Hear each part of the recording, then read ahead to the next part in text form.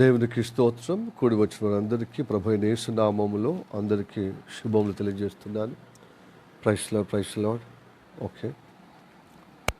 Okay దేవుని బిడ్డలారా, క్రీస్తులో చేరిన మనమందరము దేవుని వాక్యాన్ని నేర్చుకుందాము.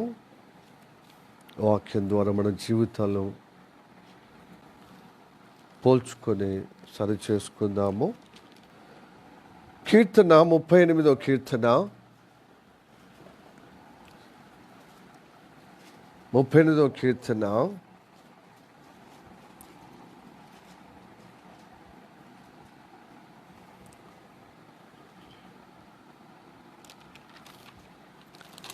4వ వచనం. మా దోషములు నా తల మీదగా పొర్లిపోయినవి, నేను మోయలేని బరువు వలె అవి నా మీద మోపబడి ఉన్నవి. ఈ వాక్యం మన వినికిలో దేవుడు ఆశీర్వదించునుగాక. ప్రార్థన చేద్దాము. మికిలిగా ప్రేమిస్తున్న మా పరలోకమందున్న మా తండ్రి, నీకు వందనాలప్ప. నీ కృప ద్వారా ఈ దినమున మనల్ని ప్రేమించి నీ కృపలో చేర్చే విధంగా మాలో ప్రేరేపణ, భక్తి చేసే విధమైన విశ్వాసము, నీ సన్నిధికి ప్రభువా నీ నామంలో నీ యందు విశ్వాసముతో వచ్చి ఉంటుండగా ప్రతి ఒక్కరిని దర్శించే విధంగా కృప చూపెట్టము తండ్రి. నన్ను దర్శించము, మనందరినీ దర్శించమని ప్రార్థన చేస్తున్నాం తండ్రి. లోకమంతా ఏం జరుగుతుందో నీవు సమస్తం ఎరుగుదు అయ్యా. ముఖ్యంగా తెలుగు రాష్ట్రంలో జరుగుతున్న విషయాలు కూడా చూస్తున్నాం. ఇదిగో ప్రభు పరిస్థితి చూసినప్పుడు భయము, ఆందోళన కలిగి ఉన్న పరిస్థితి నేపథ్యంలో నువ్వు గొప్ప తండ్రి, నీ బిడ్డలకు ధైర్యాన్ని, విశ్వాసాన్ని, నిశ్చయతను కలగజేసే గొప్ప దేవుడు కనుక ప్రభు స్తోత్రము తండ్రి. మా ప్రాణాత్మ దేహమును నీకు అర్పించినప్పుడు తండ్రి, మా జీవితంలో వారములో మమ్మల్ని నడిపించిన విధానము, మీరు నడిచిన విధానం అంతా తండ్రి వాక్య కాంతిలో ఇదిగో ప్రభు స్తోత్రము తండ్రి అయా చూసుకొని మా జీవితాలు చక్కబరచబడే విధంగా, సరిదిద్దుకునే విధంగా, ఆయా సరిచూసుకునే విధంగా, చక్కగా చేసుకునే విధంగా కృప చూపడమని ప్రార్థన చేస్తున్నాం. మా జీవితంలో మార్పు కలిగే విధంగా, నీ వాక్య అనుగుణంగా ప్రభు మలచబడే విధంగా కృప చూపెట్టం. ఈ కార్యానికి నీ సేవకుడు యోగ్యుడిగా అర్హుడు కానే కాదు తండ్రి. ప్రభు స్తోత్రం. అతనితో మాట్లాడము, అందరితో మాట్లాడము, తను సరిచేయము, అందరినీ సరిచేయమని ప్రార్థన చేస్తున్నాం.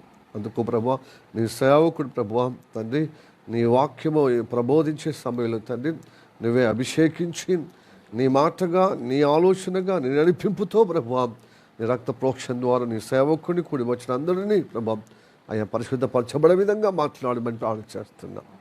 ప్రభు స్తోత్రం. సెలవు చాటు మరుగుపరుచుకొని ఈ సేవకుని మా అందరితో మాట్లాడతామని నమ్ముచున్నాం. దుష్టుని ఆలోచన, వాని కుయుక్తులు, వాని తంత్రగుడితనం యావత్తు మా ఎదులో, మా ఎదుగు ప్రభావ మా యొక్క మనుషుల్లో, మా పరిసర ప్రాంతంలో ఉండకుండా యేసు నామములో లేపబడుగాక. నీ చిత్తము, నీ ప్రణాళిక, నీ ఉద్దేశము, నీ ఏర్పాటు, నీ నడిపింపు మా జీవితంలో అనుగ్రహింపబడే విధంగా మమ్మల్ని సంధిస్తామని, మమ్మల్ని దర్శించమని యేసయ్య నామములో ప్రార్థించి అడిగి వేడుకుంటున్నాము పరమ తండ్రి. ఆమేన్. మంచి కూర్చుందాం.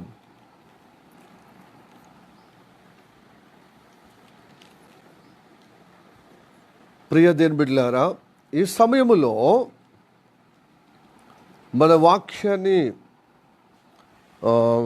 ఫోకస్ చేద్దాము. బయట పరిస్థితి యావత్తు ఆందోళనగా, వేదనగా మనని ఒకంత భయగ్రాంతులు చేసే విధంగా ఉన్నప్పటికీ దేవుడు అద్భుత దేవుడు. ఇలాంటి పరిస్థితులు అనేక విషయాల్లో దేవుడు తన మహిమను చూపించాడు, ఇప్పుడు చూపిస్తాడు. అసలు ఇంతకంటే దారుణమైన పరిస్థితులు వచ్చిన సమయంలో కూడా తను మహిమను చూపించే దేవుడు, మనకు తోడుగా ఉండి తన కార్యాన్ని సఫలం చేసే దేవుడు, నెరవేర్చే దేవుడు. So don't give up the hope. మనం నిరీక్షణ కలిగి, విశ్వాసం కలిగి, నిశ్చితతో మనం ఉండాలి. సరే, ఈ లోకం ఎట్టున్నా మనని మాత్రం ప్రతి ఆదివారం నడిపించింది. ఎందుకంటే మనలో ఉన్నటువంటి దోషము రోజు రోజుకు అది పెరగకుండా నివారించుటకు మనం నడిపిస్తున్నాడు దేవుడు. ఎప్పటికప్పుడు పరిశుద్ధపరచడానికి, ఎప్పటికప్పుడు మన జీవితాల్లో తేలిక చేయబడటకు, మనలో ఏమాత్రం భారమో మన తల మీదకి ఆ దోషము రాకుండా మనని కాపాడుటకి దేవుడు మనతో మాట్లాడుతున్నాడు. ఇంత గొప్ప దేవుడు కలిగి ఉండి మనం దేవుని మాటగా సరిచూసుకుంటూ దేవుని కృపలో ముందుకు సాగుతున్న ఈ వాగ్దానం ప్రకారంగా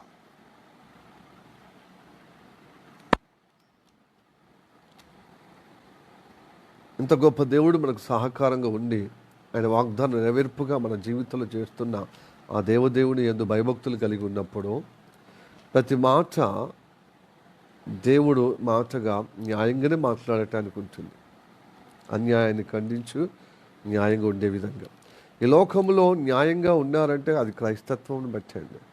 నిజంగా క్రీస్తును వెంబడించిన వారు, క్రీస్తుతో అనుబంధం ఉన్నవారు న్యాయంగా ఉంటారు. హల్లెలూయా. క్రైస్తవ మతం ఉన్న వాళ్ళని అంటలేను, ఆయనతో నడిచేవారు, ఆయన మార్గం సత్య మార్గం, ఆయన మార్గం నీతి మార్గం, ఆయన మార్గం జీవ మార్గం, ఆ మార్గం నడిచేవారు న్యాయంగా ఉంటారు.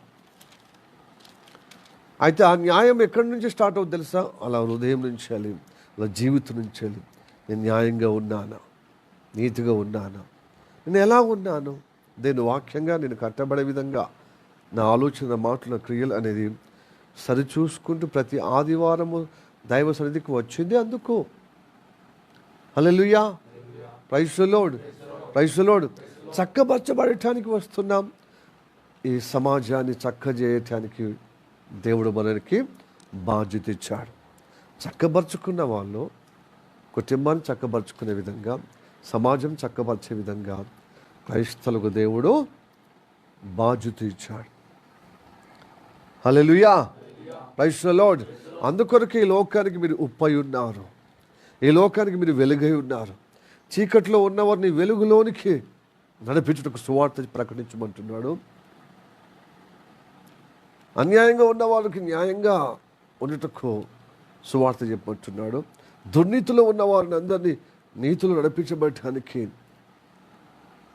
నీతి కలిగిన సువార్త, శుభవార్త తెలియచేయడు. దుఃఖములో, బాధలో, వేదనతో ఉన్నవారికి ఈ సంతోషకరమైన శుభవార్త, ప్రజలందరికీ కలుగబో మహా సంతోషమైన ఈ వార్త తెలియజేయమని చెప్పాడు. హల్లెలూయా. Praise the lord.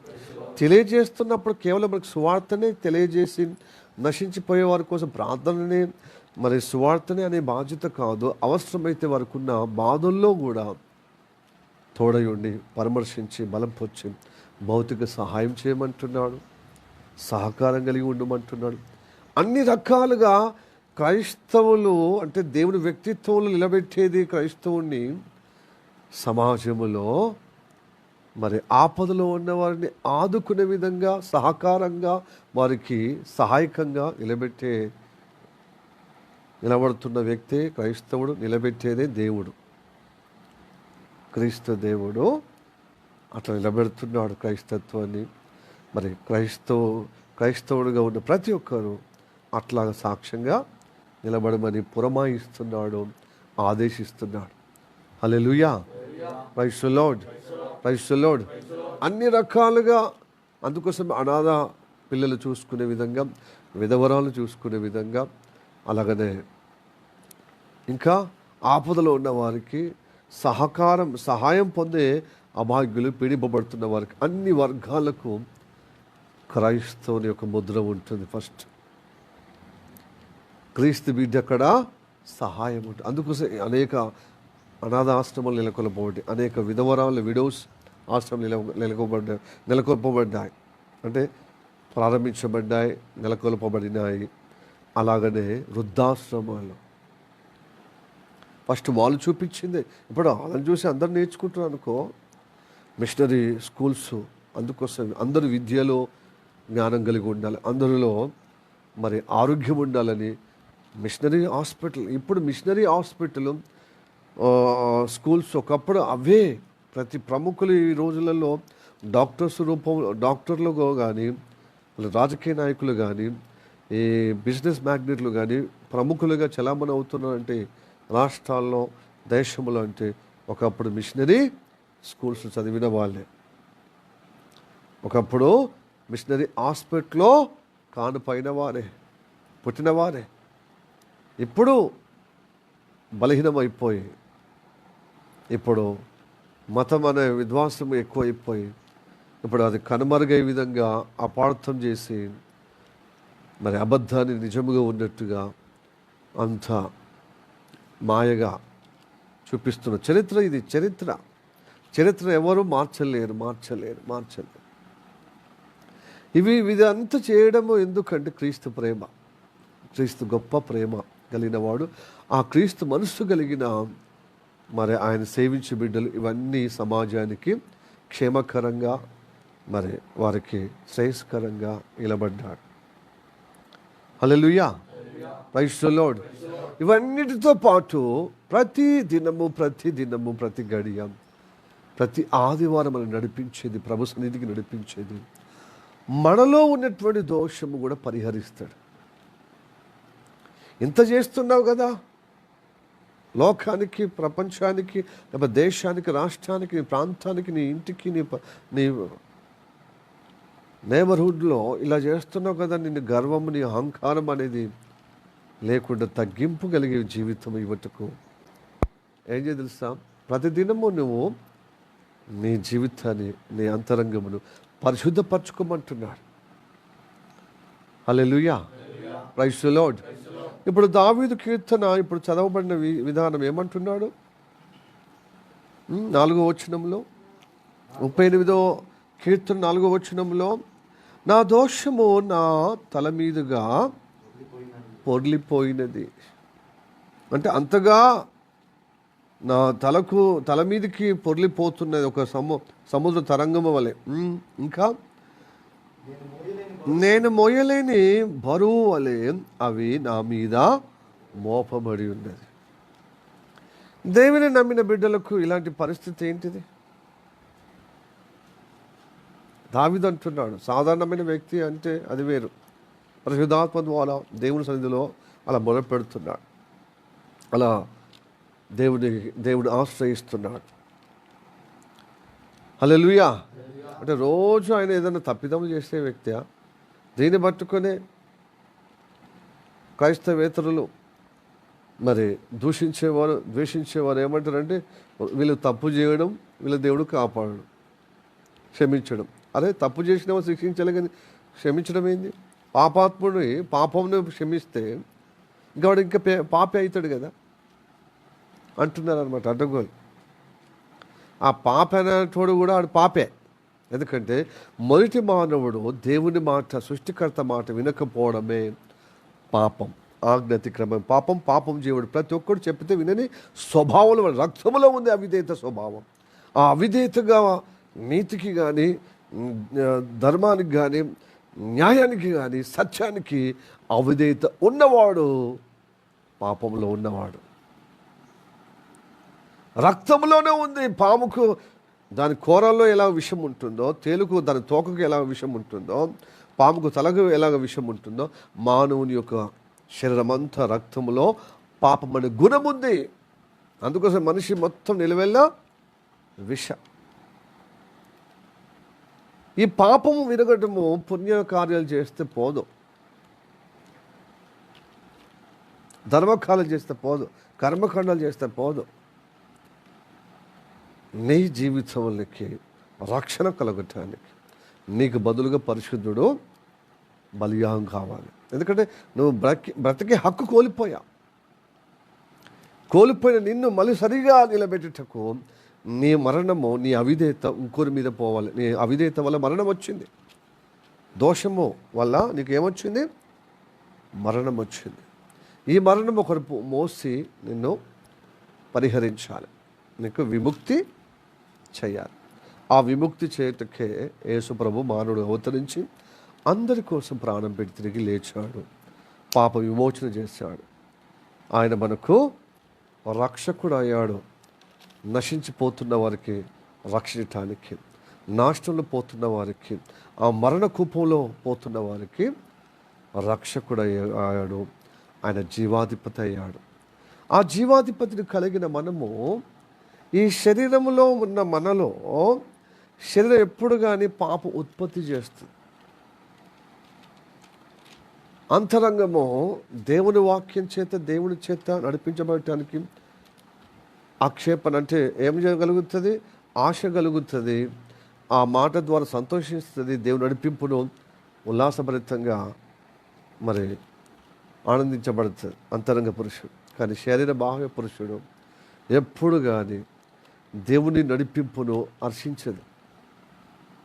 ఏదో ఒక విషయంలో మనల్ని మరి లాగి, ఈ లోకము దుష్టుని అందుంది, ఈ శరీరము కూడా పాప నియమంతో ఉంది. కాబట్టి దోషము మనము ఆజ్ఞ ప్రకారంగా చేయకపోవచ్చు, కానీ ఆలోచన మాట ద్వారా కొన్నిసార్లు క్రియరూపములు కూడా వస్తుంది. అందుకొరకే దాన్ని బట్టి అంటున్నాడు దావీదు, రోజుకు బర్షబాను పట్టుకొని వ్యభిచారం చేసిన వ్యక్తి కాదు నేను. రోజుకు ఒక వ్యక్తిని మర్డర్ చేసిన వ్యక్తి కానే కాదు. ప్రైజ్ ది లార్డ్, హల్లెలూయా. మంచిగా వినండి యవనస్తులారా, మంచిగా వినండి. మీ యవన కాలంలో వాక్యం వింటే మీ రహస్య జీవితం కూడా సరి చేసుకోబడతా. ఇది సరి చేసుకోవటానికి, ఇది నాకు కాదు, నాకు కాదు, మనందరి కోసం ఈ వాక్యం. మన జీవిత వైఖరి ఎలా ఉందో మన దేవుడి వాక్యం చేత మనని అద్దంలో చూసుకొని సరి చేసుకో. అద్దం ఎందుకు చూసుకుంటాం? సరి చేసుకోవటానికి, సరి చేసుకోవటానికి, చక్కబరుచుకోవటానికి. అలాగనే వాక్యం అనే అద్దము మన అంతరంగమును సరి చేసుకోవటానికి అద్దం ద్వారా. Hallelujah, praise the lord, praise the lord, hallelujah. అయితే ఇప్పుడు దావీదు చెబుతున్న మాట ఒక దగ్గరనే చెప్పి ఉన్నాడేమో అనుకోవచ్చు, ఇంకో దగ్గర కూడా ఇట్లా 2-3 వాక్యాల్లో చెప్తున్నాడు అన్నమాట. ఇంకా ఎక్కువనే చెప్పాడు. కనీసం మనం 3 వాక్యాలు చూసుకుందాం ఎక్కడెక్కడ ఆయన వాపోతున్నాడో. కీర్తన 40వ కీర్తన 12వ వచనం. లెక్కలేని అపాయములు నన్ను చుట్టుకొని ఉన్నవి, నా దోషములు నన్ను తరిమి పట్టుకొనగా నేను తల ఎత్తి చూడలేకపోతున్నా. అంటే నన్ను అట్లా దోషములు నన్ను తరిమి పట్టుకునే విధంగా ఉంది, అందుకని నేను వాటిని బట్టి నేను తల ఎత్తుకోలేకపోతున్నానా? లెక్కకు అవి నా తల వెంట్రుకలు మించి ఉన్నవి, నా హృదయము. అది అది అది ఇప్పుడున్న పరిస్థితుల్లో మన జీవితాల్లో అధైర్యం పరిస్థితి ఎందుకు వస్తుంది తెలుసా? మనలో బలహీనతను బట్టి, మనలో దోషాన్ని బట్టి, మనలో అపరాధ భావన బట్టి ఆటోమేటిక్గా పిరికితనం వస్తుంది. దావీదు అంటున్నాడు కదా, లెక్కలేనని దోషములను తరిమి పట్టుకొని ఉంటున్నది, నా తల వెంట్రుకలు మించిపోయింది, నా హృదయం వాటిని బట్టి నా హృదయం అయిపోయింది, ఆధైర్యపడుచున్నది. అందుకోసమే ఈ ఐధైర్యపడే సమయము ఎప్పుడు వస్తుంది తెలుసా అండి? అపాయకాలము పరిస్థితి వచ్చినప్పుడు, అపాయం వచ్చినప్పుడు. లెక్కలేని అపాయములు నన్ను చుట్టుకొని ఉన్నది. ఇప్పుడు కూడా క్రైస్తవులకు తెలుగు రాష్ట్రాల్లో ఒక పాస్టర్ ఏమో మరణించాడు. అది యాక్సిడెంటో, అది ఎవరన్నా హత్య చేశారని అది తెలియకముందే దాని గురించి ఎంక్వైరీ చేయమని పాస్టర్ల సోషల్ మీడియా ద్వారా మాట్లాడుతున్నా. అప్పుడు రెచ్చగొట్టే విధంగా ఉన్న వాళ్ళనేమో అరెస్ట్ చేస్తలేరు. అటు అరెస్ట్ ఇటు అరెస్ట్ చేస్తే ఒక న్యాయము మంచిగా న్యాయంగా చేస్తున్నారు. ఇరుపక్షాలుగా న్యాయం, ఉద్రేకంగా ఎవరు మాట్లాడినా అరెస్ట్ చేయడం. ఒక వర్గానేమో అరెస్ట్ చేస్తున్నారు, భయభ్రాంతులు గురిస్తున్నాం. వాళ్ళు ఇంకా ఎంకరేజ్ చేసినట్టు ఉన్నారు. ఎందుకంటే భయం వాళ్ళకు. అలా ఒకరిని అరెస్ట్ చేస్తే మొత్తం వాళ్ళ ప్రభుత్వాలు కూలిపోతాయి.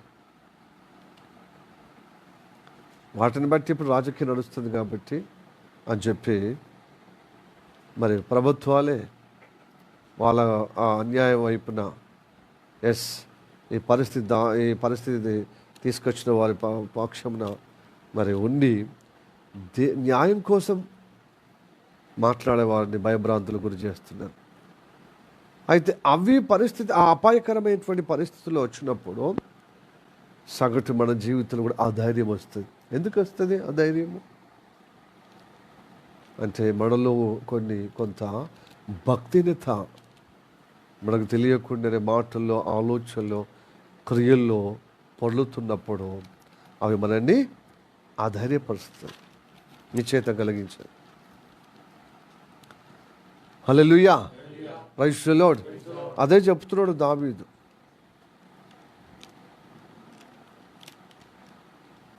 ఈ దావీదు ఇలా చెబుతున్నప్పుడు దావీదు ఏంటిది ఇట్లా ఇంత మంచి దేవుడు హృదయానుసారుడైన, దేవుని చిత్తానుసారమైన దావీదు అని చెప్పబడ్డది. ఆయన తరములో దైవ సంకల్పం నెరవేర్చినవి గొప్ప దైవజనుడు, ప్రవక్త, దేవుడి యొక్క ఏర్పరచుకున్న సాధనము. ఆయన పశువుల దొడ్డి నుంచి వెళ్ళి, పశువుల పాకు నుంచి వెళ్ళి గొప్ప రాజుగా, ఇజ్రాయేల్ మీదకి రాజుగా నియమింపబడినటువంటి ఈ రాజు ఇలాగా ఊకే దోషంలో ఇంకా పాపంలో పడిపోయే వ్యక్తి అని మనకు అనుమానం రావచ్చు. కానీ ఆయన మనుషులు, సమాజం సహజంగా చేసినటువంటి తప్పిదలు ప్రస్తావన చేస్తున్నాడు తప్ప అతక సమాజాన్ని ఉలిక్కిపడే విధంగా, లేకపోతే సమాజాన్ని అన్యాయంగా చేయటం విధంగా ఆయన హత్య చేయడమో, లేదా వ్యభిచారం చేయడమో, వీళ్ళందరూ ముక్కులో ఏలేసే విధంగా ఆయన అంతటి కీడు, అంతటి ప్రమాదం, అంతటి పాపము చేసినవాడు కాదండోయ్. హల్లెలూయా, ప్రైజ్ ది లార్డ్. చూడండి, మొదటి రాజులో 15వ అధ్యాయము 4వ వచనం.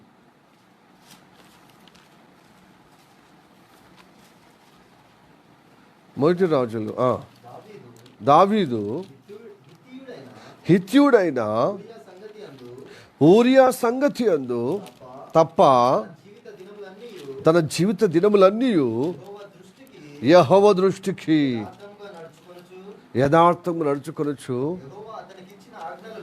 యెహోవా అతనికిచ్చిన ఆజ్ఞలలో దేని విషయమందును తప్పిపోకుండా ఉండేను. హల్లెలూయా. మొదటి రాజులు 15వ అధ్యాయము 4వ వచనం నోట్ చేసుకోండి. ఊరికైనా చక్కబైన చేయటానికి రాలే మనం ఆదివారం. ప్రతి వాక్యము మీ హృదయంలో రాయబడాలి, నిలపబడాలి, మీ మైండ్కి ఎక్కించుకోవాలి, మీ హృదయంలో స్థిరపరచుకోవాలి. Hallelujah, praise the lord, praise the lord, hallelujah. Okay, ప్రియ దేవుని బిడ్డలారా, చూడండి ఇక్కడ ఏమంటున్నాడు దేవుడు.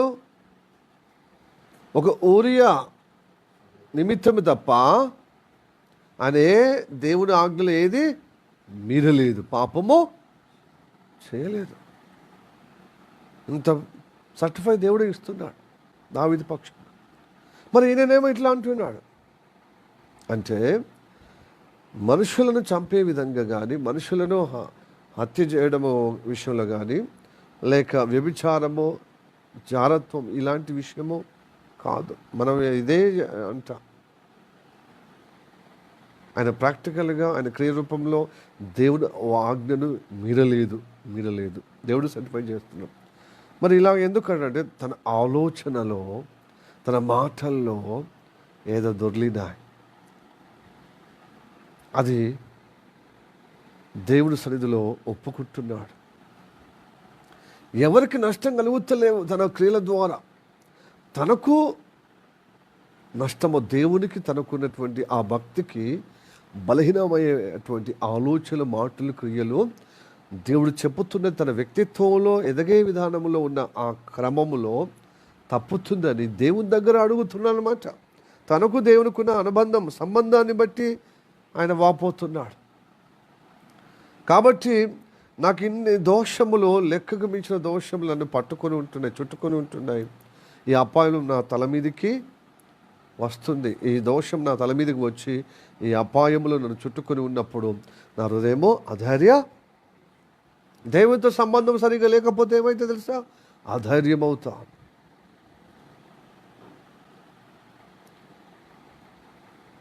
హల్లెలూయా, praise the lord, praise the Lord. ఈ దావీదు చెప్పినట్టే అతి ప్రియమైన శిష్యుడైన యోహాను కూడా అంటాడు, దైవ సన్నిధికి వచ్చినప్పుడు మనము దోషములో ఉన్నామని మీరు ఒప్పుకోకపోతే మీరు పెద్ద అబద్ధికులు, మీరు పాపం చేయలేదంటే మీరు గొప్ప అబద్ధికులు, మీలో దేవుని వాక్యము సత్యము లేనట్టే అంటాడు. 1 యోహాను 1 అధ్యాయము 8, 9, 10 వచనాలు చదువుదాం. మనము మనం పాపం లేని వారమని చెప్పుకునే ఎడల మనల్ని మనమే మోసపుచ్చుకుందుము, మరియు మనలో సత్యం ఉండదు. మన పాపంలో మనము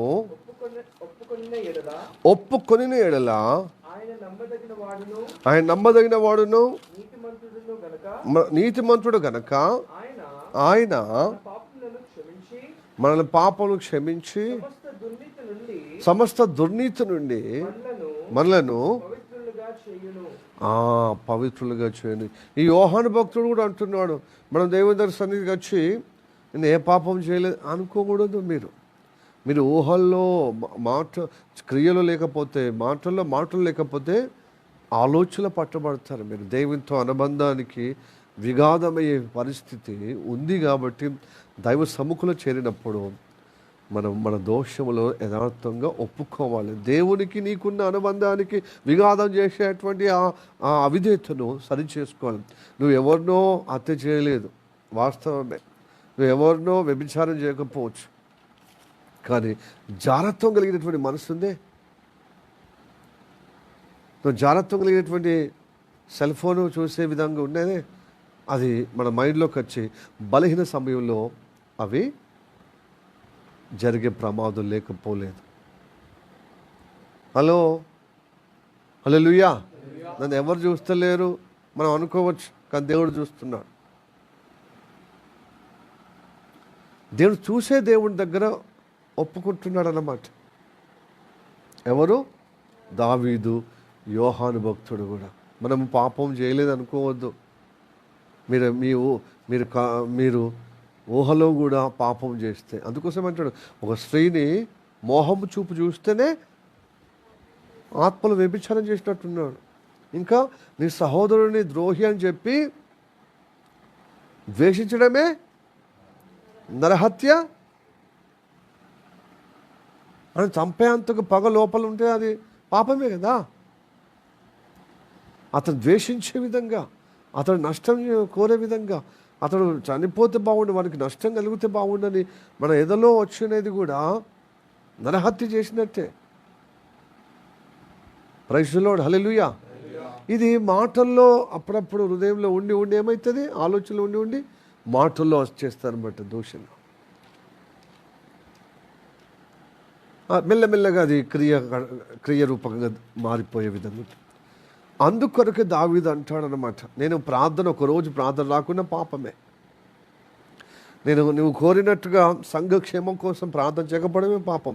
దేవుడు చెప్పింది సమాజం కోసం మెలుకోగలిగే సమాజం కోసమో ప్రార్థన చేయకపోవడమో పాపం. అందుకోసమే సామ్యులు అంటాడు, మీకోసం ప్రార్థన చేయకపోతే నేను పాపము. ఎస్, బైబిల్ చదవకపోవడం పాపం. అరే నేను బైబిల్ చదవకపోతే నేను ఎవరికి నష్టం చేయలేదే, కానీ నువ్వు నష్టపడ్డావు. ఆ దోషం అది ఒప్పుకోవాలి. Hallelujah. Praise the lord. Bible చదవకపోయినా, ప్రార్థన చేయకపోయినా, సహవాసం రాకపోయినా, దేవుడు చెప్పుతున్నది చేయకపోయినా, ఎవరైనా అవసరతలు ఉన్నది వాళ్ళకు సహాయం చేయకపోయినా, మనము దేవుడు చెప్పింది చేయకపోయినదంతా దోషం. దేవుడు లెక్క అడుగుతాడు. కాబట్టి నీవు లెక్కలేనితనముగా నేను మంచోనే, ఎవరు కూడా నన్ను తప్పుపడతలేరు అనుకోవచ్చు, కానీ నీ మనస్సాక్షిని తప్పుపట్టే విధంగా ఉండాలి. దేవుడు తన వాక్యం ద్వారా నిన్ను చూసినప్పుడు, పరిశుద్ధాత్మ ద్వారా నీ వాక్యం విన్నప్పుడు, అవును కదా నా వైఖరి ఇలా ఉందని నువ్వు ఒప్పుకోవాలి. అందుకొరకే యాకోబు అంటాడు, మనం అనేక విషయాల్లో మనము ఏమనున్నది, యాకోబు పత్రిక 3వ అధ్యాయం 2వ వచనం, అనేక విషయములలో మనమందరము తప్పిపోవచ్చున్నాం. సరిపోయింది. ఎవడైనను అంటే ఏమంటున్నాడంటే, నువ్వు నోరును నీ నాలుకను సాధువు చేసుకోకపోతే, నువ్వు కంట్రోల్ చేసుకోకపోతే, ఆ నాలుక ద్వారా చాలా కాని మాటలు. దీంట్లో చాలామంది మనం అందరము అనేక విషయాల్లో తప్పిపోతున్నాం, మాటలు తప్పిపోతున్నాం అని చెప్తున్నాడు అనమాట. Praise the lord.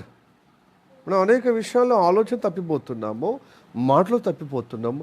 ఆ మాటల ద్వారా చేతుల్లో కూడా అట్లనే కొనసాగుతుంది. చేతుల్లో కూడా మెల్లమెల్లగా నీవు ద్రోహం చేసి ఇంకొక ద్రోహం చేసే విధంగా. అందుకోసమే నిన్ను వాళ్ళని పొరుగు వారిని ప్రేమించమంటున్నాను. నువ్వు ఎలాగా క్షేమంగా దేవుల్లో ఉండాలని నువ్వు కోరుకుంటున్నావో, ప్రేమగా దేవుల్లో ఉండాలని, ఆ క్షేమమే ఇతరులకు కూడా ఏమంటున్నాం. మనకి ద్రోహం చేసుకుంటూ రేపు వాళ్ళకు కూడా ద్రోహం చేస్తాం. ద్రోహము చేస్తాం.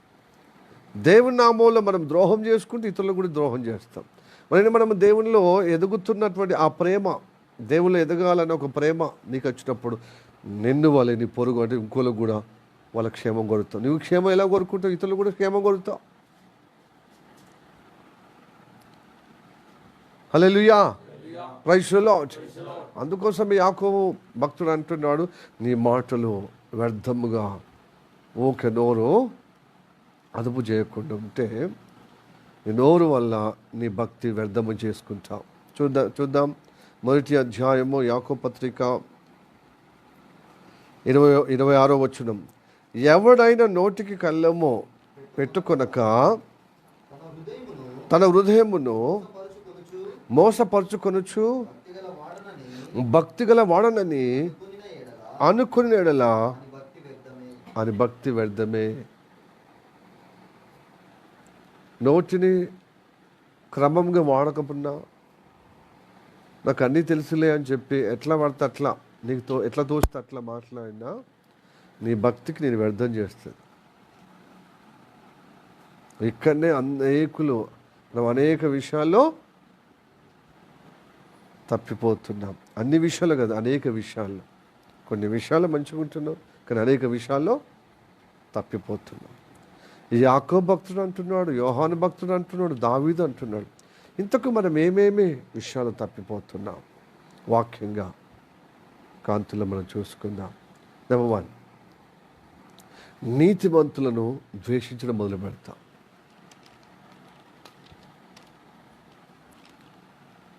మనం అపార్థం చేసుకుని సేవకులు తప్పుపడతాం, యథార్థవంతులు తప్పుపడతాం, మనం తప్పుగా భావన కలిగి వాళ్ళు ద్వేషిస్తాం. ఈ నీతిమంతులు ద్వేషించేవాడు అపరాధిగా ఎంచబడును, నిరపరాధిగా ఎంచబడును. కీర్తన 34వ కీర్తన 21వ వచనం.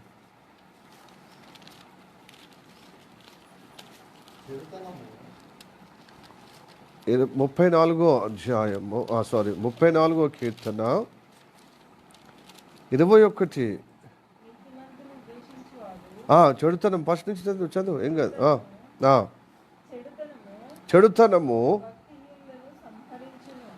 చెడుతనము భక్తిహీనులను సంహరించును, నీతిమంతుని ద్వేషించువారు అపరాధులుగా ఎంచబడుదురు. అది చాలా మట్టుకు మనము అపార్థం చేసుకునేవారం. మంచోళ్ళని చెడ్డోళ్ళు అంటూ, చెడ్డోళ్ళని మంచోళ్ళు అంటాం. అలాంటి గ్రహించము, వాక్య కాంతులు చూడము. నీతిమంతులను, ఇక్కడ నీతిమంతులు యథార్థంగా మాట్లాడతారు, యథార్థవాదులు లోక విరోధులు. కాబట్టి ఏం చేస్తాం, దేవుడు నమ్ముకున్నా కూడా యథార్థవంతులుగా లేకపోతే నీతిమంతులుగా ఉన్న వాళ్ళని ద్వేషించడం మొదలు పెడతాం. ఎందుకంటే వాళ్ళ మాటలు ఉన్నట్టుగా చెప్పబడుతుంది కాబట్టి మనం సహించలేం. కనుక నీతిమంతులు ఏం చేస్తాం, ద్వేషిస్తాం. అప్పుడు అపరాధుగా అయిపోతాం. పాస్టర్లను కానీ విశ్వాసులు కానీ తప్పుపట్టే విధంగా ద్వేషించే భావన మన హృదయంలో ఉంటే, నరహత్య అంటున్నాడు కదా, ఇక్కడ ఏమంటున్నాడు, నీతిమంతులు ద్వేషించిన వారు అపరాధుగా అవుతారు. ఇంకోటి కొంతమంది చాటు మాట మాట్లాడతారనమాట.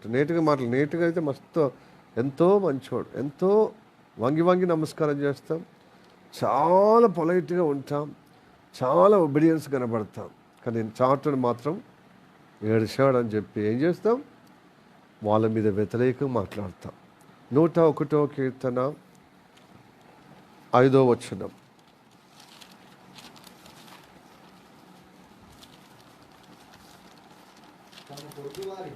తన పొరుగు వారిని ఆ చాటును ద్వేషించు వారిని దూషించిన వారిని నేను సంహరించెదను.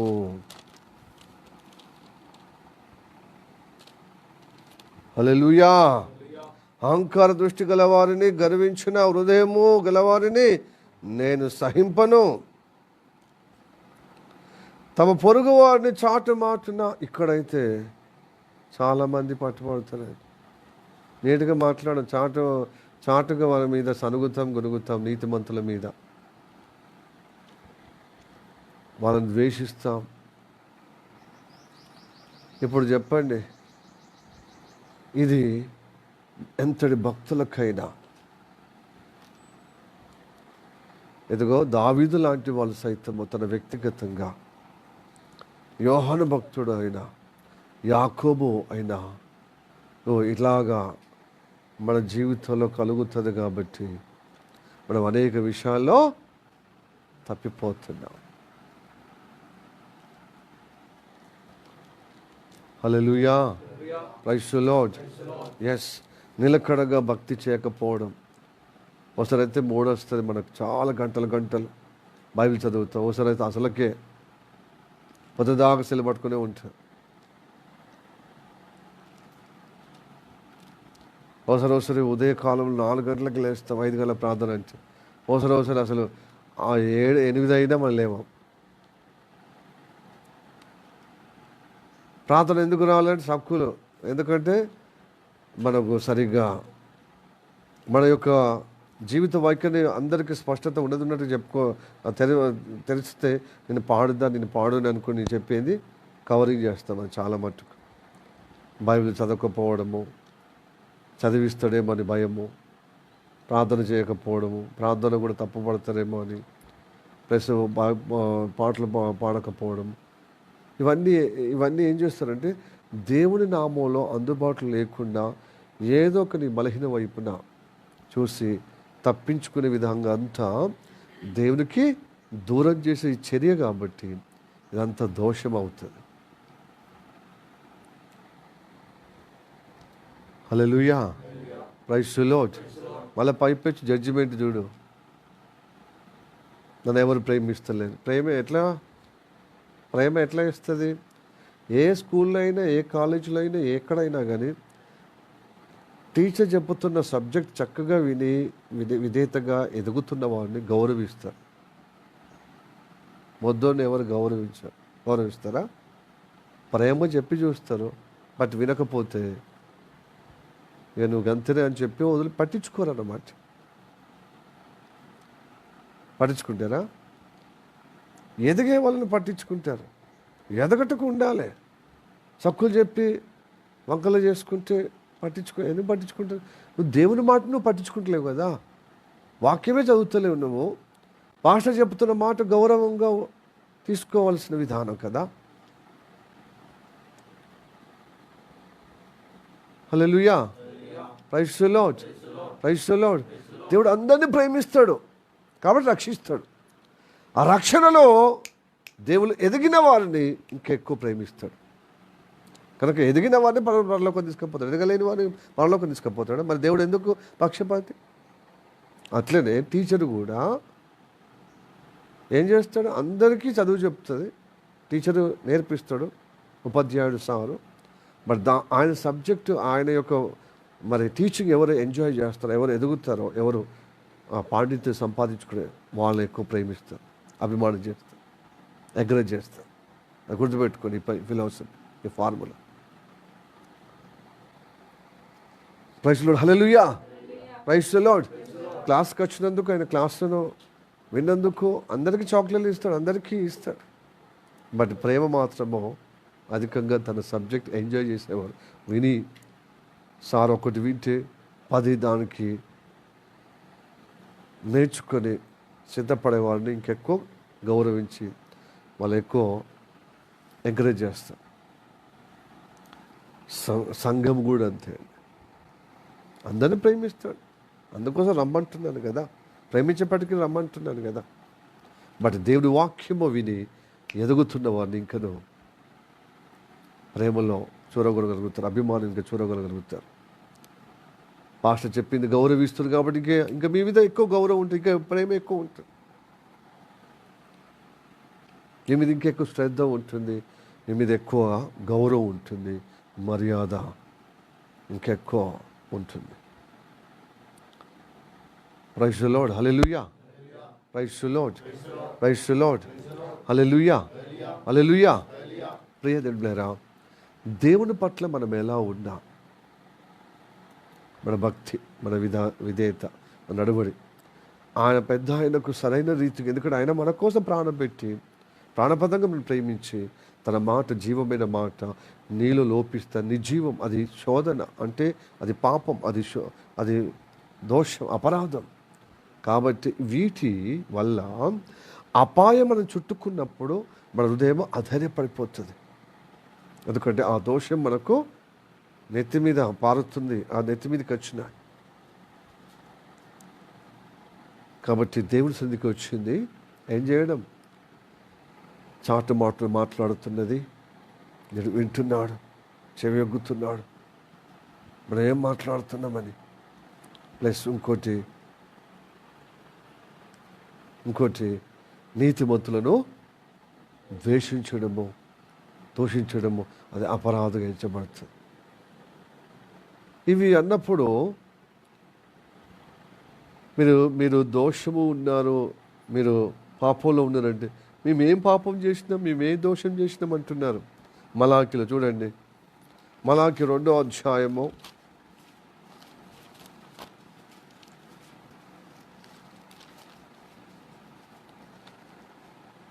2వ అధ్యాయము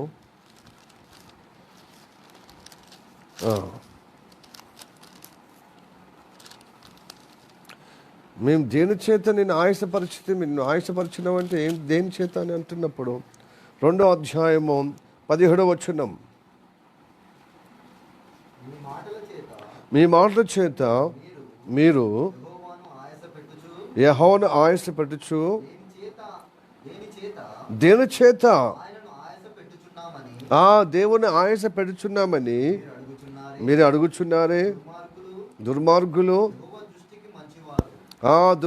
యెహోవా దృష్టికి మంచివారు, వారి యందు ఆయనందు సంతోషపడును. లేక న్యాయకర్తయగు దేవుడు ఏమాయను అని చెప్పుకొను చేతనే మీరు ఆయన ఆయాస పెట్టుచున్నారు. ఇది దుర్మార్గులని మంచిగా చూస్తున్నాడు. మనం ఎంత భక్తి కలిగి ఉన్నా ఏమట్లే ఓకే మంచిగా ఉండని మననే ఓకే మనకే చెప్తాడు. కానీ మరి దుర్మార్గులకు మరి వాడు ఎంత మంచి హాయిగా సంతోషంగా వాడు అనుకున్నట్టుగా ఉంటున్నాడు. వాడు ఎట్లా ఉన్నాడు చూడు. ఎప్పుడు కానీ దుర్మార్గులు ఎంత సంతోషంగా, ఎంత సుఖభోగాలు కలిగి, ఎంతగా స్వేచ్ఛగా ఉన్నా ఒకరోజు వానికి ఊరి తటస్థంగా, అంటే సడల్గా వస్తుంది, అకస్మాత్తుగా వస్తుంది ఊరి అపాయం. భక్తినుడికి అపాయము వస్తుంది, సడల్గా వచ్చేస్తుంది. ప్రైజ్ ది లార్డ్, హల్లెలూయా. ఇంకా దేవుడు ఏమాయను కొన్ని పరిస్థితుల్లో వచ్చినప్పుడు, ఇప్పుడు ఉన్న పరిస్థితుల్లో కూడా అసలు దేవుడు ఏమయ్యాడు. అందుకోసమే దావీదు కూడా ఎదురైనా కాబట్టి, ప్రభువా నువ్వు మౌనంగా ఉండవద్దు, ఇచ్చేమో నన్ను విననాడుదువా, ఎందుకు నువ్వు మౌనంగా ఉంటున్నావు, నా మొర ఆలకించి నాకు ఉత్తరం ఇమ్ము. కీర్తనలో అంటున్నాను అనమాట. నిత్యములను కోపిస్తువా, నీ కృప ద్వారా నన్ను కటాక్షించి నన్ను ఆదుకొనుమయ్యా. ఇలాంటి పరిస్థితుల్లో అపాయం పొంచి ఉన్నప్పుడు ఏమంటారు, దేవుడు ఏమాయను, అసలు ఏమీ లేదు, అసలు మతోన్మాదులు కానీ మత ద్వేషకులు కానీ మిగతా వర్గాలు కానీ మీ దేవుడు ఏంది అని చెప్పి, ఏసయ్య మీ ఏసయ్యేడి, యెహోవా నా కాపరి అన్నాడు, మరి ఏ కాపరేడి అని చెప్పి చనిపోయినటువంటి దైవజుడైనటువంటి పగడాల ప్రవీణ్ గారి విషయంలో చాలామంది కాషాయ వస్త్రం ధరించుకునే వాళ్ళు చెప్తున్నారు, పాట పాడుతున్నారు. పగడాలు పగిలిందా అని ఒక స్త్రీలు కూడా ఎంత తెగించుడో. తర్వాత కాషాయ వస్త్రంలో ధరించుకునే వాళ్ళు కూడా, మళ్ళీ వాళ్ళు దీక్ష పట్టిన వాళ్ళు, చనిపోయిన వ్యక్తి ఎట్లా చనిపోయినా దేవుడు చూసుకుంటాడు కానీ అని ఏం సంతాపం చెప్పడం లేదు, కొంచెం గౌరవించే విధంగా మాట్లాడలేదు లేదు. ఆయన ఎట్లా పడితే అట్లా దూషించడము అని దేవుడు కించపరచడం, దేవుడు దూషించడము. వారిని పట్టుకొని నిజంగా నీ మహిమ చూపిస్తలేవు ప్రభువా, నీ ప్రభావం చూపించలేకపోతున్నావు, వారి నువ్వు తోడుగా ఉన్నావని ఒక్కసారి నీ సూచనలు తెలియచేయమయ్యా. నువ్వు భయంకరమైన దేవుడు, నువ్వు సృష్టికర్తవు కదా, నీ బిడ్డల పక్షం నువ్వు వాచ్ చేయమని యుద్ధం చేసి నీ కార్యము తెలియచేయము, నేనున్నాను, ఉన్నవాడు అనువాడు అని దేవుడే కనపడుతున్నాడు. దేవుడు ఏమాయను అని మాట్లాడుకోవడం కూడా ఆయాసము. ఇవన్నీ మన జీవితంలో భక్తి చేయమన్నప్పుడు చేయము, అవి మన హృదయం బరువెక్కిపోతుంది. ఆయన తర్వాత ప్రభువా నేను ఎందుకు పుట్టాను, అసలు ఎందుకు నేను ఇలాగా ఉండాలి, నేను బతకలేనయ్యా, నేను చంపేయాలి. మనమే ఏం చేస్తామో దేవుని స్థానంలో పోయి ఇక తండ్రి నువ్వు నాకు తోడుగా ఉండేటట్లేవు, ఇక నన్ను సాయం చేసేటట్లేవు, నాకు నడిపించేటట్లేవు. ఎందుకంటే మనం కోరుకునే రీచ్ అవుతలేం. మిగతా వాళ్ళతో పోల్చుకున్నప్పుడు మన పరిస్థితి చూసినప్పుడు పరిస్థితి అంతా ఆశ్చర్యకంగా కనబడతలేదు. ఎందుకు కనబడతలేదంటే మనం దేవునికి దూరం అవుతున్నాం కాబట్టి. ప్రతి చిన్న విషయం కూడా పెద్దగా నిరాశ వస్తుంది, నిస్పృహ వస్తుంది, సాధ్యమవుతలేదు, విజయాలు వస్తలేవు, నెమ్మది కలుగుతలేదు.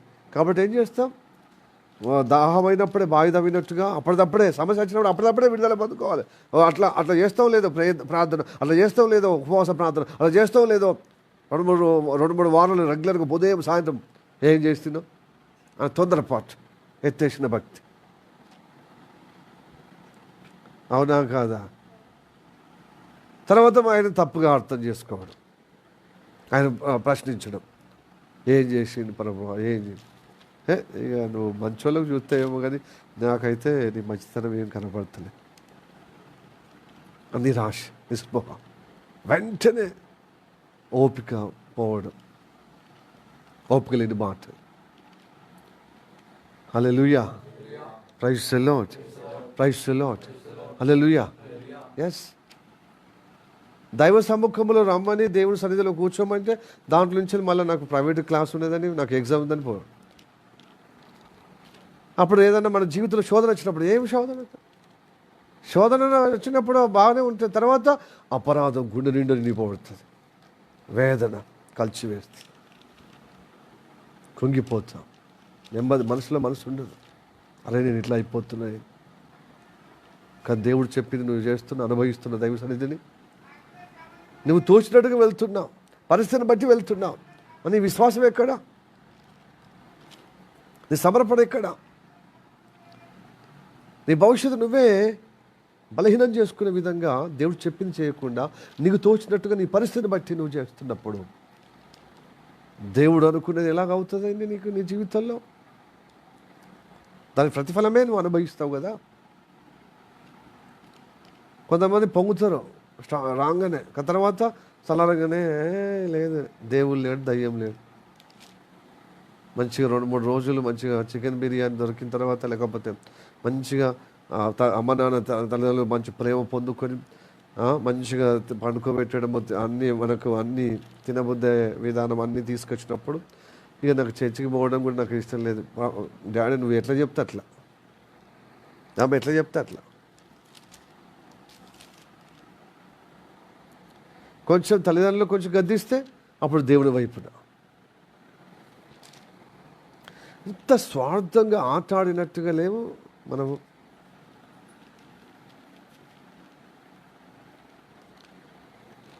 దేవుని ప్రేమలో నిలకడగా లేకుండా మనము ఇలాంటి బలహీనమైనటువంటి జీవితం కలిగి ఉన్నాం కాబట్టి దేవుడికి మనకున్నటువంటి ఆ విఘాతాన్ని బట్టి అపరాధం వచ్చేస్తుంది.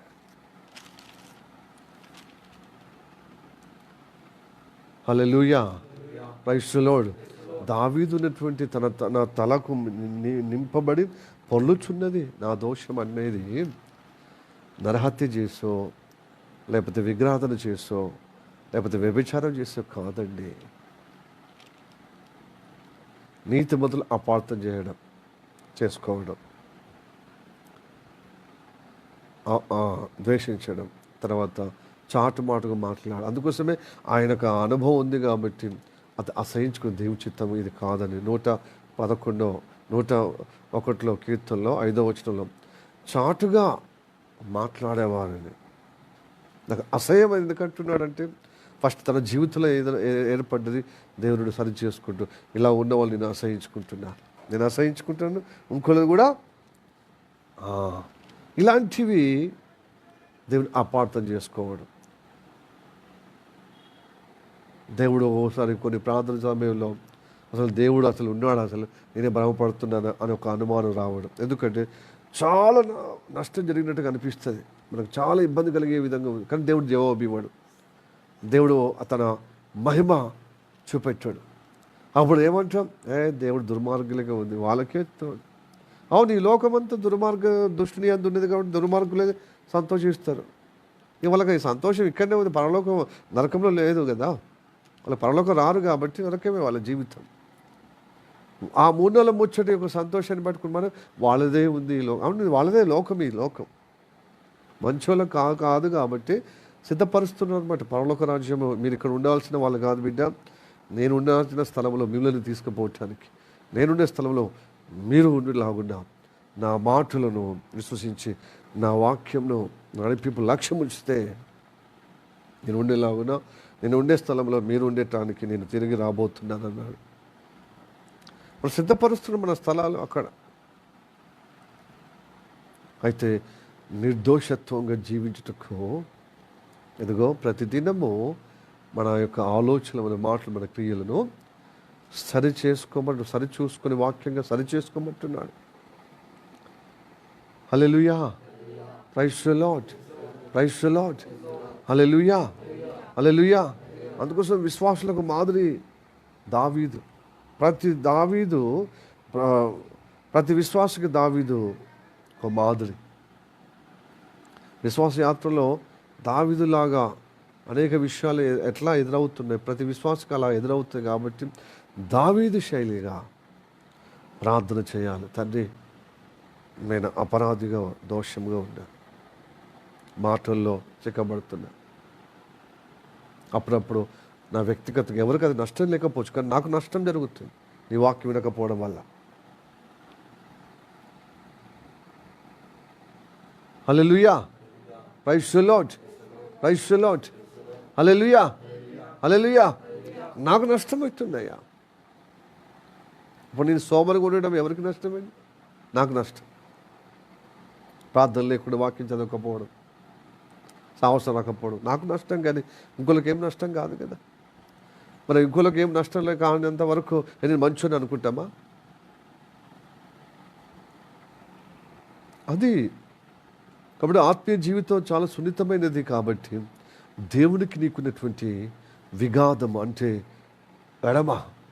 నేను ఎడమ అయిపోతున్నా, ఆయనకు హత్తుకునే విధంగా భక్తి కంటే వారంలో ఏదో ఒక విషయంలో నేను బలహీనమైపోతున్నాను. ఆయనతో అనుబంధములు స్థిరపరచబడే కంటే బలహీనమైపోతున్నాను. నా మాటలు, నా ఆలోచనలు. కొంతమంది వాక్యం చదువుతారు, ప్రార్థనకు వస్తారు, సాహసం వస్తారు, కానీ దేవునికి ట్యూనింగ్ ఉండరు, కనెక్ట్ ఉండదు. అది ప్రయోజనమే ఉండేది. కొంతమంది ఉదయకాలం 5:30కే పోతారు స్కూల్కు, మంచిగా సర్ది కట్టుకొని, ఉన్నదో లేదో మంచిగా సల్దో ముల్దో మంచిగా టిఫిన్ వేసుకొని పోతారు. వాళ్ళ తల్లిదండ్రులను కొంచెం ఒత్తిడి చేసి, అమ్మను కొంచెం గాబరా చేసి కానీ టీచర్ చెప్పింది ఒక్కటి మైండ్లో పెట్టుకొని దాన్ని వర్క్ హార్డ్ చేయరు. ఏమైనా ఇంటర్వెల్ ఆట, మధ్యాహ్నం ఆట, స్పోర్ట్స్ మీట్ల ఆట ఆట ఆట ఆట ఎగ్జామ్లో 0. అదేంటి బిడ్డ రెగ్యులర్గా పోతున్నావు స్కూల్కు? అసలు అవసరం అయితే అక్కడ ఉన్నటువంటి అటెండర్లు తలుపు తీయరు, ఆ తలుపు తీసేదాకా ఉంటారనమాట. మేము మిషనరీ స్కూల్ కదా చదివాను కనుక తాళం వేసేవాళ్ళు. మొత్తం డస్ట్ అంతా అట్లే ఉంటుంది. ఇంకా ఊడవరు క్లాస్ రూమ్. వీళ్ళేమో ఎదురుగా పోతారు. పోయి ఏమంటే తెలుస్తా, సరే ఇక నువ్వు వచ్చినావు కదా ఆ కిటికీలు అనేది,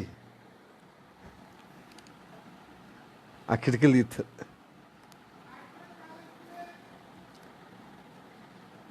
నువ్వు పోయేది చదవాలని ఆ కాన్సెప్ట్ లేదు కదా, శ్రద్ధ లేదు కదా, ఫోకస్ లేదు కదా.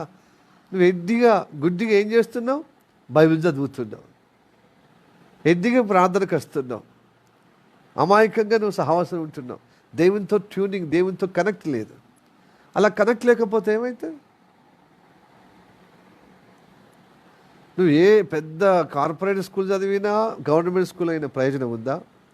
అదే నువ్వు గవర్నమెంట్ స్కూల్కైనా కార్పొరేట్ స్కూల్కైనా శ్రద్ధ కలిగి నువ్వు టీచర్ చెప్పింది వింటే అద్భుతం జరుగుతుంది.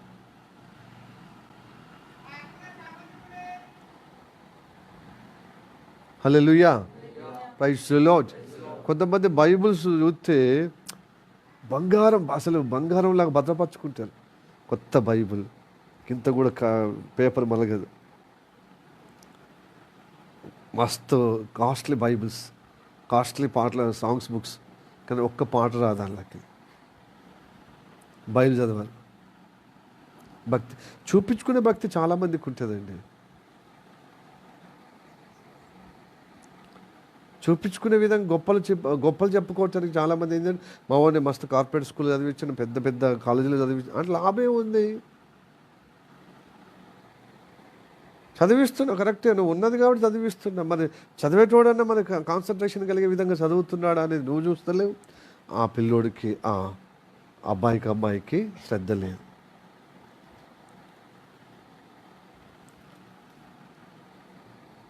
అలానే భక్తి జీవితంలో నువ్వు వచ్చి గుడ్డిగా వస్తావు. ఎందుకంటే టీచర్ ఏమని అంటుందో, సార్ ప్రిన్సిపల్ ఏమంటారు. అట్లా ఆజరుతో పాస్ అయినట్టుగా పాస్ చేయడు దేవుడు. హలో, గ్రేస్ మార్కులు వేసి కథ ప్రమోట్ చేస్తారు. ఒక క్లాస్ నుంచి ఇంకో క్లాస్, ఎస్ఎస్సి వరకు ఫెయిల్ అయినా. కానీ ఎస్ఎస్సిలో హాజరు మార్కులతో పాస్ చేస్తారండి. బోర్డ్ ఎగ్జామ్స్ రాసినప్పుడు ఇతడు ఒక సబ్జెక్ట్ పోయినా కానీ పర్వాలేదు పాపం హాజరు రెగ్యులర్గా వచ్చి ఎస్ఎస్సి 10వ తరగతి మొత్తం అని చెప్పి హాజరుతో పాస్ అవుతారండి? పాస్ కాలేరు. ఇదివరకే గ్రేస్ చూపించారు వాళ్ళు 10th వరకు. అట్లనే దేవుడు కృప ద్వారా రోజు నడిపిస్తున్నాడు. నువ్వు ఎట్లా ఉన్నా కానీ ఒకరోజు శ్రమలు దినము నీ జీవితంలో శ్రమలో పరిస్థితి వచ్చినప్పుడు దాంట్లో నువ్వు ఉత్తీర్ణుడిగా, అంటే ఆ శ్రమలు జయించకుండా నువ్వు భక్తి చేయకుంటే ఆ శ్రమలు జయించే విధంగా తప్పక ఫెయిల్ అయిపోతావు.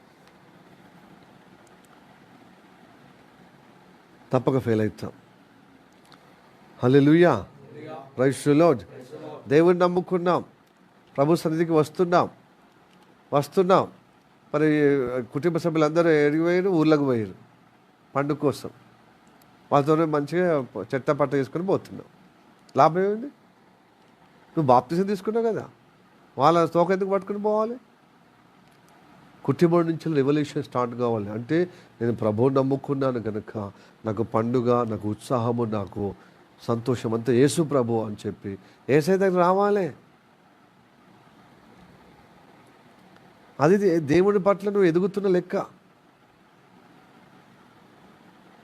దేవునితో ట్యూనింగ్ ఉన్నప్పుడు దేవుని ఎక్కువ ప్రేమించగలుగుతాం. అమ్మ నాన్న మాట అప్పుడు దేవుని మాటగా ఉంటే లోబడు. కానీ దేవుని మాట అమ్మ నాన్న లోపించిననుకో, వాళ్ళు సున్నితంగా వాళ్ళ మాటను పక్కన పెట్టి దేవుని మాటగా జీవించాలి. ఎందుకంటే దేవుడు నీకు ప్రాణం పెట్టాడు కాబట్టి. ఫస్ట్ స్టార్టింగ్లో అపార్థం చేసుకోవచ్చు, కానీ ఎదుగుదల చూసి వాళ్ళు రేపు హర్షిస్తారు, సంతోషిస్తారు. హల్లెలూయా, ప్రైజ్ ది లార్డ్. అదే ఫ్యాషన్ అనుకుంటారన్నమాట. అమ్మ నాన్న మాట వింటే కరెక్టే, చదవగలుగుతాయేమో, మంచి పొజిషన్ వస్తుందేమో, కానీ పరలోక రాజ్యం రాదు. ఎందుకంటే నువ్వు అందరికంటే ఎక్కువ దేవుని ప్రేమించమంటున్నాడు కదా. నీ తల్లి కంటే, నీ తండ్రి కంటే, నీ చెల్లె కంటే, నీ తమ్ముడు కంటే, నీ అన్న కంటే, నీ సహోదరుడి కంటే ఎక్కువ ప్రేమించడం అంటే ఆయన ప్రేమిస్తే ఆయన మాట వింటాం. ఆయనను ఎక్కువ ప్రేమించుకుంటే అది కూడా దోషమే. నువ్వు పనినే ప్రేమిస్తున్నావు, కుటుంబాన్ని ప్రేమిస్తావు. కొంతమంది ప్రార్థనకు వస్తారు, మంచి విధేయత ఉంటుంది, వారి భార్యనో వాళ్ళ భర్తనో వాళ్ళ పిల్లలను అంటే కదా మనకు ఆటోమేటిక్గా ఒక మార్పు వచ్చేస్తుంది. ఇది కూడా దోషమే. కారణం ఏంటంటే ఇక్కడ అందరము సాకల వారి రేవు దగ్గరికి ఎందుకు వచ్చాం? మనం పరిశుద్ధపరచుకోవటానికి. ప్రతి ఒక్కరు వాక్యం ద్వారా సరి చేయబడాల్సిన విధానం. ఎవరెవరు కాదు, ఎవరికి వారు ఇక్కడ దేవునితో కనెక్ట్ కలిగే విధంగా ఉండాలి. భార్య భర్త కాదు, భర్త భార్య కాదు, తల్లిదండ్రులు పిల్లలు కాదు, పిల్లలు తల్లిదండ్రులు కాదు. ఇక్కడ దేవునితోనే రిలేషన్. ఏమైనా పాస్టర్ పిల్లలు కూడా, భార్య పాస్టర్మ్మ కూడా ఇండివిజువల్గా దేవునితో కనెక్ట్ కలిగినటువంటి ఈ దైవస్థుడిదండి. ఒకరంటే ఒకరు కాదు. నీ జీవితం నువ్వు చూసుకోవాలి, భర్త జీవితం భర్త చూసుకోవాలి, పిల్లల జీవితం పిల్లలు. దేవునితో కనెక్ట్. మన జీవితంలో దేవునితో అనుబంధం కనెక్ట్ ఎలా ఉంది?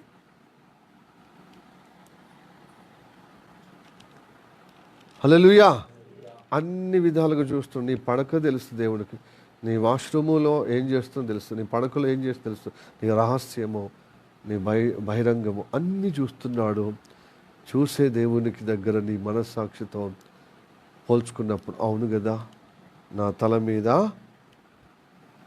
ఏంటిది దోషము పొర్లుచున్నవి కాబట్టి తండ్రి, అవి నేను మోయలేనటువంటి భారంగా నా తల మీద ఉంది కనుక అవి దించేయు, తొలగించము తండ్రి. ఈ వారంలో ఉన్న ఆ పాప భారము, ఆ దోష భారము తొలగించుకోవటానికి కష్టం. అందుకోసమే భారం మోసుకోపోచిన సమస్య ఎలారా నా దగ్గరికి వస్తే విశ్రాంతి. భారము, ఎదలో ఉన్న భారము, పాప భారము, ఎదలో ఉన్నటువంటి అపరాధం, ఎదలో ఉన్నటువంటి ఆ కలవరము, ఆ యొక్క దోషము అంత తొలగిపోవాలి, క్లీన్గా ఉండాలి. అందుకోసం దావీదు అంటాడు, ఇక వద్దాం ముగించుకుందాము. కీర్తన 65:3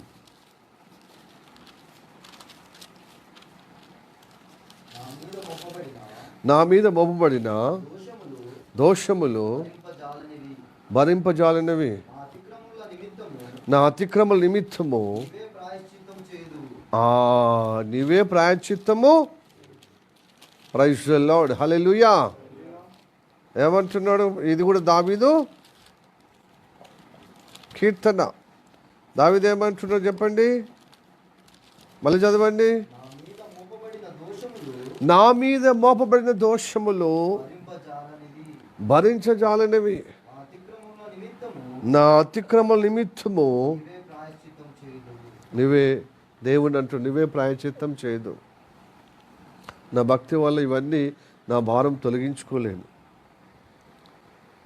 నేను ప్రాయశ్చిత్తం చేసుకోలేను తండ్రి. నువ్వే నా అతిక్రమలను బట్టి నా భారము, నా తల మీద భరించలేనటువంటి ఆ భారము నువ్వు ప్రాయశ్చిత్తం చేయు. హల్లెలూయా. ఆయన ప్రాయశ్చిత్తం చేస్తే మనకేమొస్తుందంటే మనకు రక్షణ, మనకు విడుదల కలుగుతుంది. అంత మాత్రమే కాదు, ఆయన ప్రాయశ్చిత్తం చేయాలంటే నువ్వు పశ్చాత్తాపడాలి, మనం ఒప్పుకోవాలి, మనం ఖండించుకోవాలి, మనము ప్రాధేయపడాలి, మనం నొచ్చుకోవాలి. నిజంగా తండ్రి దీని నుంచి బయటపడాలి తండ్రి, నేను విడుదల పొందుకోవాలని నువ్వు కోరుకుంటే ఆయన నీ పక్షమున ప్రాయశ్చిత్తముగా నీకు దేవుడు విడిపిస్తాడు. హల్లెలూయా. Praise the lord. నేను ప్రేమిస్తున్నాడు కనుక ఆయన నీ కొరకు ప్రాయశ్చిత్తంగా ఉంచాడు. చివరిగా వాక్యం చదువుకుందాం. మొదటి యోహాను 4వ అధ్యాయము 10వ వచనం.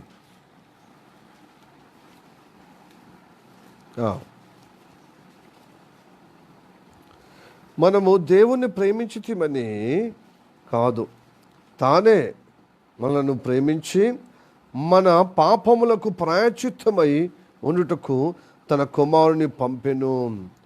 ఇందులో ప్రేమ ఉన్నది. హల్లెలూయా, ప్రైజ్ ది లార్డ్. ఇంకో మాట కూడా ఉన్నది చూడండి. యోహాను పత్రిక 2వ అధ్యాయం, మొదటి యోహాను పత్రిక 2వ అధ్యాయము 2వ వచనము. ఆయన మన పాపములకు శాంతికరమై ఉన్నాడు. కింద ఏమున్నది? ప్రాయశ్చిత్తమై ఉన్నది. 4 ఫుట్ నోట్స్లో శాంతికరమై ఉన్నాడంటే ప్రాయశ్చిత్తమై ఉన్నాడు.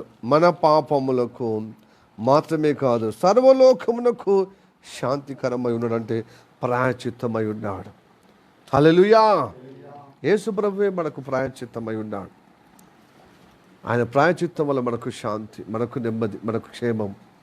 కాబట్టి దేవుని సముఖములో ప్రియదేవులారా, మన వ్యక్తిగత విషయాలను మనం పరిశోధించుకొని మనం సరి చేసుకుందాం. దేవునికి మనకు ఎప్పుడు విఘాతమో కలగద్దు. అపార్థాలు అప్పుడప్పుడు మన జీవితంలో అపార్థాలు చేసుకుంటాం. నీతిమంతులను ద్వేషించడం మొదలు పెడతాం, అది అపరాధంగా ఎంచబడుతుంది అంటున్నాడు. మనిషికి చాటున మనం మాట్లాడుతూ గునుగుతాం చూస్తున్నాడు దేవుడు. అందుకోసమే దేవుడు అసహించుకుంటున్నాడు. ఇవన్నీ మన జీవితంలో తలకు మించిన పొర్లిపోయేటువంటి భారము, మన తల భరించలేనటువంటి ఆ యొక్క భారము, దోష భారం మన మీద ఉన్నప్పుడు దాన్ని దేవుని దగ్గర తేలిక చేసుకుందాం. ఆయన మన అతిక్రమలను ప్రాయశ్చిత్తం చేసే దేవుడు, మన దోషములను క్షమించే దేవుడు. ఈ వాక్యల చేత దేవుడు మనని ఆశీర్వదించి నడిపించును గాక. ఆమేన్. ప్రార్థనకి ఏకీభవిద్దాం.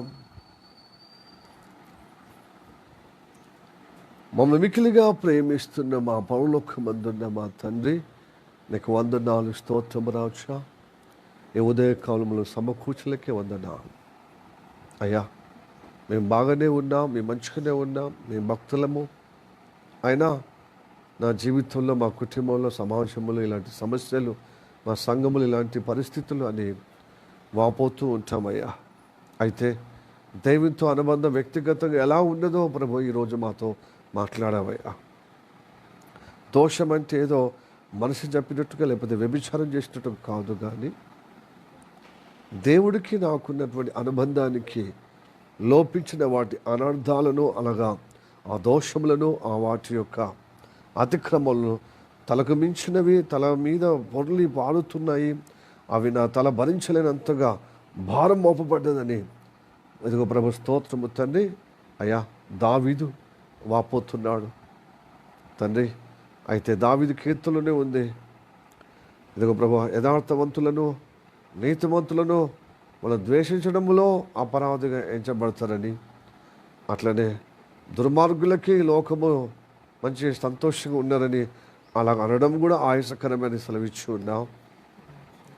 దేవుడు ఎక్కడా, దేవుడు జవాబిస్తలేడే అని చెప్పి ప్రస్తుత పరిస్థితుల్లో ప్రభువా, ఈ లోకంలో, ఈ తెలుగు రాష్ట్రాల్లో ప్రభు స్తోత్రం, మా చుట్టుపక్కల ఉన్నటువంటి క్రైస్తవులు జరుగుతున్న అన్యాయాన్ని బట్టి దేవుడు ఏమి స్పందిస్తలేడు, కలగజేసుకుంటలేడే, దేవుడు సహాయం చేస్తలేడే, అసలు దేవుడు ఏమాయాడని ప్రశ్నార్థకమైన మా మనసులో, మా మాటల్లో పొల్లినప్పుడు అది కూడా ఆయాసం సెలవిచ్చి ఉంటున్నాం.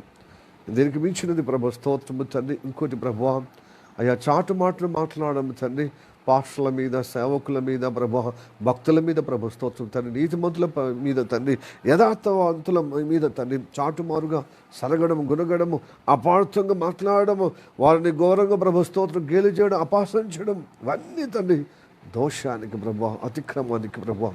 అంత మాత్రమే కాదు ప్రభు స్తోత్రం తండ్రి, వ్యక్తిగతంగా ప్రార్థన, ఇదిగో స్తోత్రంతో నిలకడలేనటువంటి భక్తి తండ్రి, వాక్యము పఠించే విధంగా, ధ్యానించే విధంగా, సువార్త చేసే విధంగా, ఎవరైతే ఆపదలో ఉన్నవారికి వాళ్ళను సహాయం చేసేటువంటి లేకుండా స్వార్థంగా మా పనులు మేమే నిమగ్నమై, నేను నా ఇంటి వారు క్షేమం ఉండి సరిపోతుందని ఇంకెవరిని పట్టించుకోకుండా, ఎవరి కోసం నేను పాటుపడకుండా ఉన్న ఆ తత్వాలన్నీ తండ్రి, ఇవన్నీ దోషమని సెలవిచ్చి ఉన్నాం.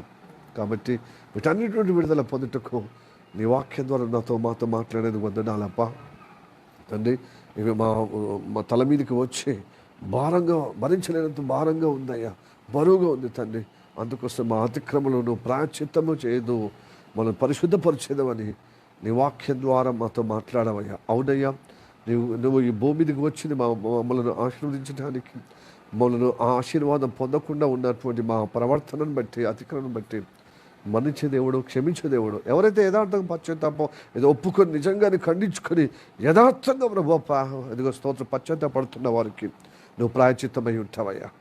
నీ వారి కోసం తను నువ్వు బలియాగం గావించి నీ రక్తం ద్వారా పరిశుద్ధపరిచే దేవుడు ఉంటున్నావు కనుక పాపులను ప్రభువా ఒప్పుకున్న వారికి నువ్వు శాంతికరమై ఉన్నావు తండ్రి.